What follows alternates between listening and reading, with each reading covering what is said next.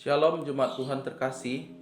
Selamat pagi buat seluruh Jemaat IFJF Padang yang berada dimanapun.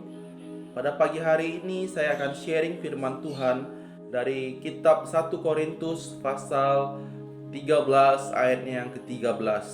Demikianlah firman Tuhan. Demikianlah tinggal ketiga hal ini, yaitu iman, pengharapan, dan kasih. Dan yang terbesar di antaranya ialah kasih. Firman Tuhan ini ditulis oleh Rasul Paulus, atau yang kita kenal sebelum bertobat bernama Saulus. Dia adalah seseorang yang memiliki latar pendidikan agama yang sangat baik. Bahkan dia dipercayakan oleh pimpinan agama Yahudi untuk memiliki wewenang untuk mencari pengikut Kristus, bahkan untuk membunuh mereka. Namun perjumpaan yang sangat ajaib dengan Tuhan Yesus mengubahkan hidupnya, dan dia memilih untuk mengikut Yesus dan memberitakan Injil kebenaran firman Tuhan.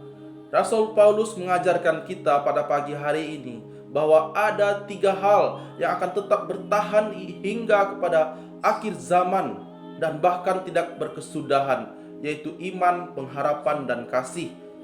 Iman, kita tahu bahwa iman adalah dasar dari segala sesuatu yang masih belum kita lihat. Kita bisa belajar dari anak-anak kecil. Anak-anak kecil ketika orang tuanya akan pergi meninggalkan rumah dan menjanjikan kepada anaknya bahwa nanti pulang akan membawa mainan ataupun roti, maka anak itu akan setia untuk percaya dan menunggu orang tuanya pulang. Dan dia percaya bahwa ketika orang tuanya pulang, orang tuanya akan membawakan plastik yang berisi mainan ataupun roti yang diminta oleh anak tersebut. Kita harus belajar dari anak kecil ini bahwa kita memiliki iman yang benar-benar percaya kepada setiap janji-janji yang Tuhan berikan, janji-janji yang dituliskan di dalam firman Tuhan atau di dalam Alkitab kita. Oleh sebab itu kita harus senantiasa tiap-tiap hari untuk membaca firman Tuhan, agar kita tahu dan kita diingatkan kembali akan janji-janji yang Tuhan telah sediakan di dalam firman Tuhan. Yang kedua yang dikatakan oleh Rasul Paulus, yaitu pengharapan. Kita tahu bahwa virus COVID-19 ini membuat banyak sekali anak-anak Tuhan yang belajar dan mengerti arti dari sebuah pengharapan, terutama anak-anak Tuhan yang mungkin terinfeksi COVID-19 ataupun saudaranya yang terinfeksi virus COVID-19, akhirnya belajar untuk berharap, Tuhan Yesus berikan saya kesembuhan, Tuhan Yesus berikan keluarga saya kesembuhan. Jika kita tidak berharap kepada Tuhan Yesus, kita tidak memiliki pengharapan, maka kita kalah dengan iblis. Iblis saja pun memiliki pengharapan. Dia selalu berharap hari lepas hari bahwa semakin banyak anak-anak Tuhan, semakin banyak orang-orang Kristen yang meninggalkan iman percayanya. Iblis berharap semakin banyak anak-anak Tuhan yang jatuh. Dan hal yang ketiga yang disampaikan oleh Rasul Paulus, yaitu kasih. Bahkan di dalam hal yang ketiga ini, Rasul Paulus memberikan penilaian yang khusus.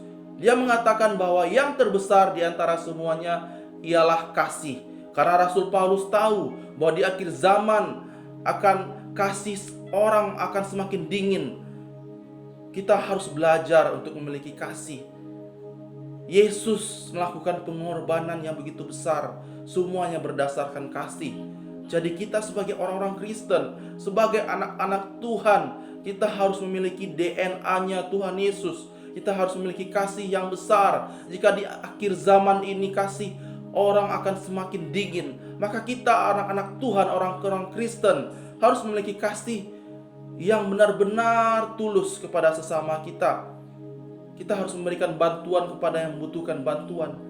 Kita harus mengasihi dengan tulus.